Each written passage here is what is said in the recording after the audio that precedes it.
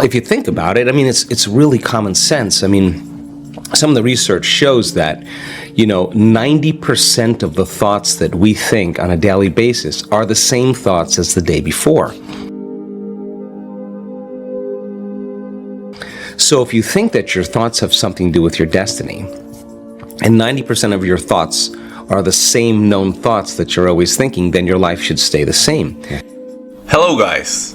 People often say, I really want this or that, and they are wondering why life isn't manifesting the thing they have in their mind for the most of the time. But that's the point. If you really want something, you really can't have it. The mistake we are doing is desiring and wanting. It's the way we communicate with life. Because if you want something, you're actually saying you don't have it. Dr. Dispenza will explain that if you really want to manifest something, you have to already have it in your mind and have the feeling of already having it. You have to make the decision you already have it. Why? Well, everything happens in now. You have to have it right now. Before I leave you with Dr. Joe Dispenza, if you love his work and you don't want to miss my new videos, hit that subscribe button and the bell button next to it. Enjoy! Because the same thoughts lead to the same choices. The same choices lead to the same behaviors. The same behaviors create the same experiences. The same experiences produce the same emotions. Those same emotions tend to influence the way we think. And our biology, our neurocircuitry, our neurochemistry, our hormones, and even our gene expression is equal to how we think, how we act, and how we feel. And how you think, how you act, and how you feel is called your personality.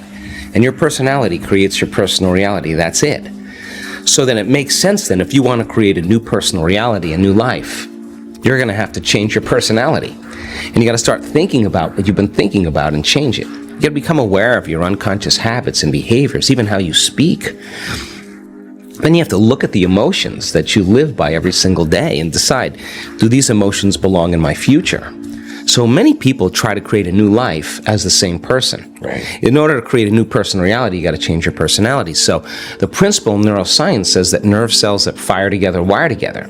Thinking the same way, making the same choices, demonstrating the same actions, creating the same experiences that stamp the same networks of neurons into the same patterns, all for the familiar feeling called you. And you do that for 10 years in a row. Well, you're going to hardwire your brain into a very finite signature because you're firing and wiring that way.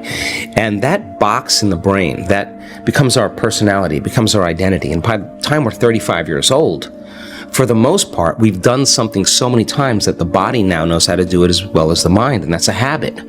So we have these unconscious programs of behaviors, automatic habits, redundant emotional reactions, hardwired beliefs, perceptions, attitudes that function just like a computer program. You press go and it runs automatically. So then when it comes time to change, thinking positively is going to do nothing, because your body has been conditioned, for the most part, into a program in the past. So the thought never makes it to the body because the body's on a different program. So how do we begin to influence the body so that the thought actually produces some type of change? So think about it. If you think an unhappy thought, you're going to feel unhappy. Yeah. If you think you're a failure, you're going to feel like a failure. Once you feel like a failure, you're going to think you're a failure. And people get caught in these loops of thinking and feeling and feeling and thinking, and that redundancy is a conditioning process, because all you need is an image or a picture or a thought and a feeling, a response, stimulus response. And so the people tend to condition their brain and body into the past. And so when it comes time to change, you got to leave that familiar territory. And any choice that you make, if you said, hey, I'm going to eat a better diet, I'm going to wake up early and work out, I'm going to do meditation, the moment you decide to do something differently, get ready, because it's going to feel uncomfortable. It's going to feel unfamiliar. There's going to be some uncertainty. You're not going to be able to predict the next moment. That means you've left your known biology and you're stepping into the unknown. Now, theoretically, that sounds great, but if the body has been conditioned into a familiar feeling that's in the known, the moment you take it outside the familiarity, it wants to go back to where it's comfortable. So the body starts influencing the mind, and this is where people say, why don't you start your diet tomorrow? Why don't you start working out this evening? You're really never going to change. You're too tired. You have a headache. This doesn't feel right. And this is where people talk themselves out of it, because if they respond to that thought, That thought leads to the same choice, which leads to the same behavior, creates the same experience, produces the same feeling, and then they say, this feels right. No, that feels familiar. So going from one state of mind and body to another state of mind and body, you got to cross a river. And the hardest part about change is not making the same choice as you did the day before. Now, once people understand that they're going to be uncomfortable, then the question is, what thoughts do you want to fire and wire in your brain? What behaviors will you demonstrate in one day? And the act of closing your eyes and rehearsing who you're going to be when you open your eyes begins to install neurological hardware in your brain to look like you've already done it. Now the brain, which is typically a record of the past, now becomes a map to the future. And if you keep doing it, the hardware begins to become a software program and you start behaving differently. And then if you can teach your body emotionally what the future will feel like, that means then you're not going to wait for your wealth to feel abundant or your success to feel empowered or your new relationship to feel love. In fact, the moment you start feeling abundant, you're generating wealth. The moment you start embracing empowerment, you're stepping towards your success. If you follow the formula and eliminate everything else that's not part of the formula and refine it, it will become a skill. And then you'll have access to begin to make those changes. It's like the 4-minute mile. Once the 4-minute mile is broken, in a matter of weeks, everybody started breaking the 4-minute mile because we crossed the level of consciousness. People come to our workshops for all different reasons. Some people come because they're sick. Some people come because they want more money. Some people want a new job, a new opportunity, a new career, a new relationship. Some people want the mystical. People come for all kinds of reasons. To me, I don't care. What I care about is that they latch on to a vision and they learn how to create. Whatever drives them to that elegant moment where they're so present and so passionate about what they want and they have a clear intention, a clear vision, a coherent brain, and they have an elevated emotion combined with it, that they create heart coherence. And now they're broadcasting a whole new energy into the field. And whatever we broadcast into the field is our experiment with destiny. So I want people to know the how. Because we have plenty of people that have made millions and millions of dollars that were living in the backseat of their car or filed bankruptcy. We have plenty of people that were stage 4 cancer, serious health conditions that are healed. But really, people think they come for those reasons, but we come for wholeness. That's why we come. That when we feel so whole and so happy with ourselves, so connected to something greater, if you feel wholeness, it's impossible for you to want. How can you want when you're whole? When you're whole, you feel like you have everything. So I want people to reach that point where they feel so whole that they no longer want, and that's when the magic happens. Teaching them that allows them to understand that when they come back to their senses, they open their eyes. They're not looking for the experience. They feel like it's already happened. And if you feel like it's already happened, why would you be looking for it? Then, if your body is conditioned emotionally into that future, you're not separate from the energy of your future, you're connected to it. But the moment you get in traffic and you start getting angry, you get on the line at the bank and you start getting impatient, or you're sitting in a staff meeting and you start judging a coworker, you just disconnected from the energy of the future, and now you're back to the energy of your past, and you've done nothing wrong. You just lost your connection to the future. Now, the importance of that is to notice that you're disconnected. And if you say to me, well, that person made me feel this way and think this way, I'd say, oh my gosh, you're back to the unconscious program of being a victim in your life. The victim is saying that someone or something is controlling how I think and feel. The person who's producing outcomes in their life, all of a sudden they say, wow, the way I'm thinking and feeling is creating outcomes in my life. Now I'm a creator in my life, and now I believe less that I'm a victim in my life. Point one. Point number two is that people think that they want certain things because they're experiencing lack. So they have to go about becoming the very person. So then, if we reframe it and you say, oh, I really want to be wealthy, I want all my needs met, and I'll say, really, why do you want to be wealthy? And they'll say, because I want freedom. I'd say, okay, well, let's focus on freedom. So now the person understands the sponsoring thought or the emotion. Why would you wait for your wealth to feel free? That's the Newtonian model of reality, of cause and effect. Waiting for someone or something out there to take away this emptiness or lack. And what if I'm feeling this emotion? This emotion is influencing certain thoughts, and how I think and feel creates my life. If I'm living in lack, I'm not going to create anything new. But if I say to you, hey, when you become that person, once you become it, then your reality is going to reorganize itself. Instead of living by cause and effect, let's teach you how to cause and effect. So then the person then is no longer interested in getting something in their environment when they realize it's about who they become. And all of a sudden now the emphasis or the interest is in becoming that person. And we have a week with those people, and I want them to walk as it, sit as it, stand as it, lay down as it. I want them to get in the habit of walking from their room to the ballroom. It's become the new habit. That's why when we do our work, we're doing sitting meditations, we're doing standing and walking meditations, we're doing lying down meditations. I want it to become a new habit. I want them to become that person. So then, this happens thousands of times. And people come for certain reasons. They come to heal their disease. And once they heal their disease, they realize it was never about healing their disease. You know what it was? It was about unlearning, breaking the habit, deprogramming, becoming conscious of their unconscious thoughts, becoming aware of their automatic habits and behaviors, noticing that they've been living in unworthiness and guilt for the last 25 years, but they're so used to living by that feeling, they don't even know it's guilt. It just feels like who they are. So, point number 2 is that becoming that person requires you to stop being the old person. That's the work. And so when people come with a passion and enthusiasm to overcome that old self, they're going to understand then that people who live in the past are asleep in the present, and they have to die. That old person has to die. And the dying of that old personality is an uncomfortable process.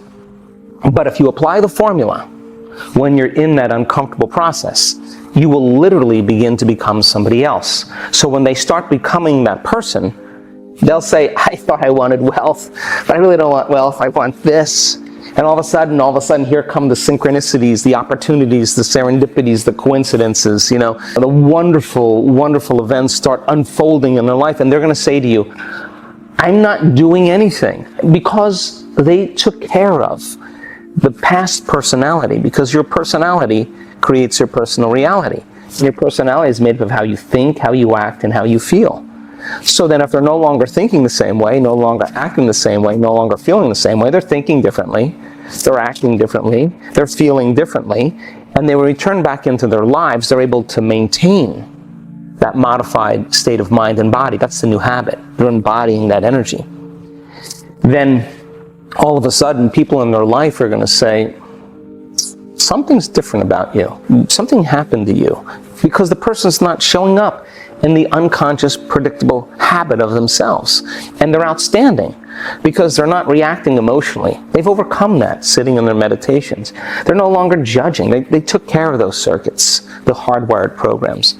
They're no longer blaming or complaining or making excuses because they sat for 2 hours and I let them sit in that emotion and those habits until they finally got beyond them. Now, that's the work. So that person that they've had to conquer, that person they've had to overcome, that they had to become conscious of so they would not go unconscious again. The side effect of that is self-love. The side effect of that is a level of satisfaction with yourself that allows you to be satisfied with others. And people who judge themselves will judge others. People who hate themselves will hate others. People who are impatient with themselves will be impatient with others. People who abuse themselves will abuse others. People who love themselves will love others. People who feel a gratitude for their effort will have gratitude authentically in their life. People who are joyful because they sat in the fire and something changed are going to naturally be joyful. Not because they need a car or a wardrobe or a vacation. to feel that, they feel joyful because they really feel joyful. It's not coming from out there, it's coming from in here. They will be joyful in their lives, and it'll be real. So we're just seeing a community of people reaching that consciousness, and they're not relying. The moment you're in love with yourself and you're in love with life, you start creating equals in your life. Now that's causing an effect in your life. So many people, they already know how to do this, but they usually wait for the worst thing to happen in their life before they get the wake-up call. Many times, when we're looking at a person's brain in real time, when they're going through some type of change or transformation, you see this massive amount of disorderliness going on in the brain, like the person is really losing their mind. All the circuitry is coming unglued. There's all this cognitive dissonance taking place. That's the moment they want to quit. That's the moment they want to give up. That's the moment they don't believe in anything. They believe in themselves. That is the prime moment where change takes place right there, because that's the end. They're on the edge there. So it's important for people to understand that if you're going about living every single day in the familiar life that you're living in, and you don't have a vision of the future, then you'll continue to live in routine. And if you wake up every morning and you do the same thing as you did the day before, over time your body's going to be on autopilot, and it's going to drag you into a predictable future based on what you did in the past. And many people lose their free will to a bunch of programs. So then when you sit down and you become conscious of your unconscious thoughts, when you're in the program, you're unconscious, right? So the moment you become conscious of that thought, you're no longer the thought. You're observing the thought, and you begin to objectify your subjective self. You start pulling out of the unconscious program, and consciousness, awareness is the first step to do that. And so many people don't want to light a match in a dark place, because all of a sudden, when they decide to be defined by a vision of the future, they're stepping out of the known. You're going to hear, I can't. It's too hard. It's not going to work. What about this? And those are the thoughts that are standing in the way between that person and that vision. And it has to come up. And if a person has been in the habit of unconsciously complaining and making excuses and feeling sorry for themselves and judging other people, that's their habit. The moment they become conscious of it, now they're out of the bleachers and they're on the field, right? Because now you have to not let that thought slip by your awareness unnoticed. And then if you're living in guilt or suffering or pain or unhappiness, but you live that way every day and it just feels like you, and all of a sudden you become aware, oh my God, I've been guilty for the last 10 years. I didn't even know it. It just felt like me. You're starting to separate yourself from your biology. And so you have to go through the process of unlearning before you relearn. And that 95% of who we are, that is what's stopping us from stepping into a new future. So then if people then are waking up every single day, and I'll think about this, the brain is a record of the past. If you wake up every morning and you start thinking about your problems, and your problems are just memories that are etched in your brain that are connected to certain people and problems and certain objects and things and certain times and places, the moment you start remembering your problems, you're thinking in the past, right? Yeah. And if every one of those problems has an emotion associated with it, and you start feeling bad or unhappy, now your body's in the past. So thoughts are the language of the brain, and feelings are the language of your body. And how you think and how you feel creates your state of being.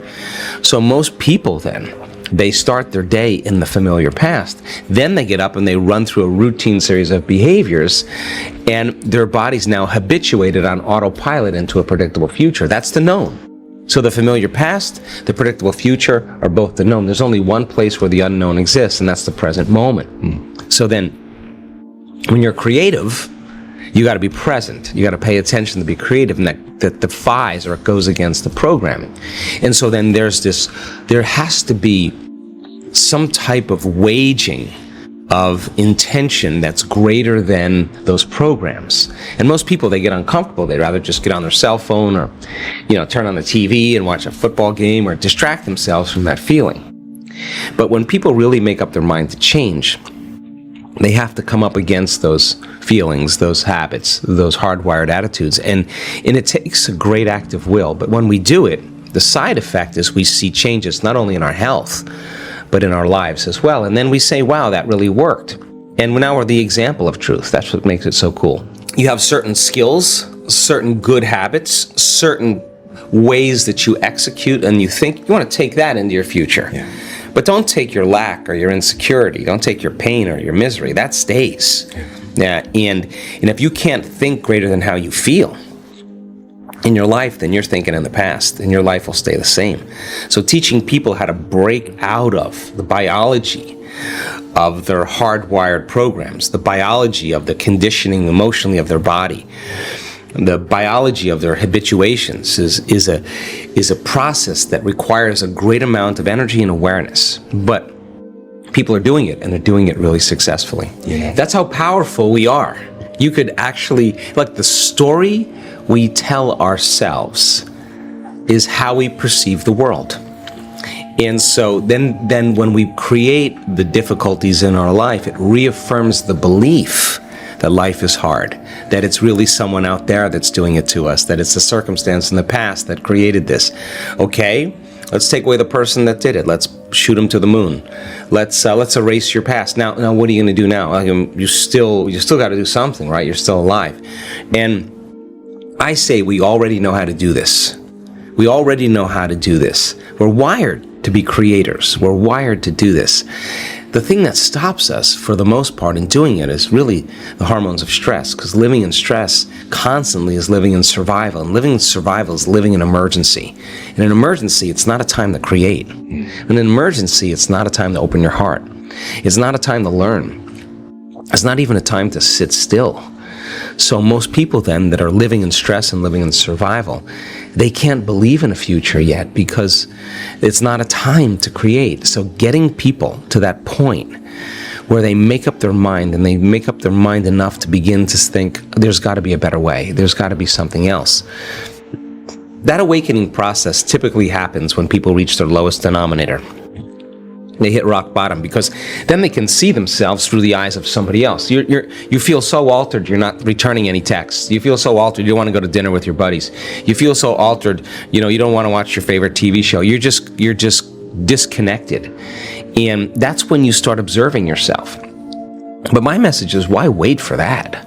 I mean, you can learn and change in pain and suffering, or you can learn and change in joy and inspiration. If you're waking up every morning being defined by a vision of the future instead of the memories of the past, and you get up and you're inspired from an elevated self now instead of a limited self, you could observe the old self from an elevated state instead of that diminished state. And people are doing that. So they are aware of those thoughts. And yes, it takes effort. And if it was easy, everybody would be doing it. But just because you have a thought doesn't necessarily mean it's true. And when you start looking and observing those thoughts, I think you are like Gandalf, because Gandalf also said, you may not pass, when he meant like that kind of severity when it comes to how we make up our mind about things. That's the kind of energy or intention that begins to create the biggest volume of change in our life. And I've interviewed thousands of people in our work that have healed from really serious health conditions. And I would say about 90% of them, when I ask them, so what happened? The first thing they say all the time is, I just made up my mind. I just made up my mind I was going to do this. Yeah. And they made a decision with such firm intention that the amplitude of that decision carried a level of energy that was greater than the hardwired programs in their brain and the emotional conditioning in their body. And the choice that they made caused their body to respond to a new mind. In fact, the choice they made became a moment that they would never forget. It was an event. And the stronger the emotion they felt, the more they paid attention to the choice. And in a sense, they were remembering their future. And the body emotionally was getting a sampling, a taste of the future. And they are aligned to that future, and that's when the body's healing began. That's when the miracle started, right in that moment. That's how powerful we really are. Now, what if you did that every day? What if you made up your mind every single day you weren't going to get up from your meditation until you were that person you wanted to be? Game on now. Because you'd have to do battle with all the things that are not consistent with it, and that's exactly how our brain works. So then, if you want to be wealthy, you can't feel lack. You want to be a master, you can't judge your coworker. You want to be like somebody great in history, then you better execute peace in every area of your life. That's the law. On somebody out there to bring them joy. They're joyful because they're in love with who they are. People confuse self-love with pleasure, and it's not the same. The more we are content and love ourselves, the less need we have in our environment for love. See that? And love and need has been very confusing for a lot of people. So, if you have two individuals, and by the way, relationships aren't just with one person. We get different things from different people that we have in our lives, and we shouldn't limit our relationship to one person. Not to say that you can't be in an intimate relationship. I'm saying that we have numerous relationships that are equally as important in the grand scope of who we are as souls on the journey. We just can't love one person and despise everybody else. It's got to be consistent. So, but in a relationship where we're talking about men and women, the number one thing is having the same purpose. That if you have a purpose to truly be your best, and you have a person in your life that wants that same thing, well, you're heading in the same direction. And if your passion is to change the world, if your passion is to make a difference, if your passion is to end world hunger, if your passion is to resolve global warming, your passion is to lead by example, whatever your passion is, to have an abundant life, doesn't matter to me. And those two people share that very same purpose, then they're moving in the same direction. If they understand then that evolution means that there will be certain things that we can agree on, and that I'm going to bring my best to the relationship, and you bring your best to the relationship, then we have something in common. And when I'm not at my best, I'm going to excuse myself and not ask you to make me feel better. I'm going to make sure that I'm sovereign enough that when I make my way back to connect with you, that we are going to celebrate our triumphs. You have your world, I have my world. Let's go, and then when we connect, let's make sure that we reflect what we've learned. If I'm stuck and I need a perspective, I want to know your perspective, but only when I ask. If I'm ready to ask, then give me your greatest truth. That's what great relationships do. We support one another in that way. And then it's a give and take, which means then mistakes will be made. There will be challenges. You are going to show certain aspects of a program when you're switched on. No problem with that. The question is, how long are you going to stay there? Because if you stay there, then you may say something, I want this, with your conscious mind, but your subconscious mind is saying something else. People awakening on the path, on the journey, it takes great effort to nurture the space for that kind of evolution. But people who do this well, that are self-aware, do not have to work in a relationship. I will not work in a relationship. That's not my job. If I'm working in a relationship, then it's not flowing. If you bring your best and I bring my best, and we celebrate our efforts every single day, we talk about what we've learned, we talk about if we had another opportunity, how we could do it better. If I allow you to take your thought all the way to the end, and I say, then how can I support you? How can I bring that out in you? What would be the best thing? And if you lose that sense of purpose, or you fall from grace, how can I, in that moment, what do you want me to tell you if I notice it?